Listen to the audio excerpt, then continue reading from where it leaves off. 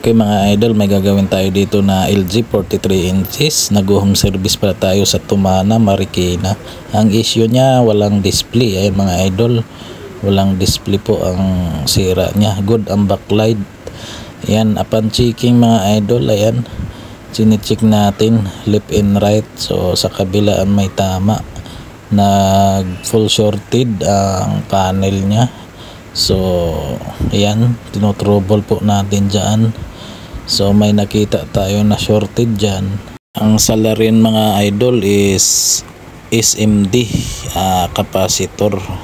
So ayan po ang salarin. Yan, sobrang liit lang, parang kuto lang. Yan yung salarin, kaya walang display.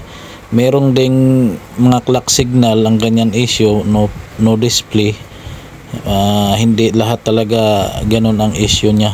So kailangan talaga ma-check. At ayan mga idol, may display na po siya. Yan, makinis pa rin ang TV ni Madam.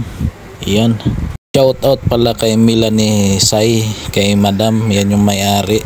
Yan, shout out sa iyo ma'am. Salamat sa tiwala. Salamat din ma'am sa pag-follow ng aking page. So, kung ganyan mga idol ang issue ng TV nyo, paki-PM na lang para ma-schedule natin at magawa po natin. So ayan, papalo and share na lang mga idol para kung may video tayo, may mga idea kayo na matututunan. Yan mga idol, thank you, salamat sa mga tiwala, sa mga followers ko. Thank you po sa inyo. Pero hindi lahat ng no display ganun ang issue mga idol. Kailangan ma-check talaga muna. Paring panel din or backlight ang sira. Ito okay. Salamat mga idol.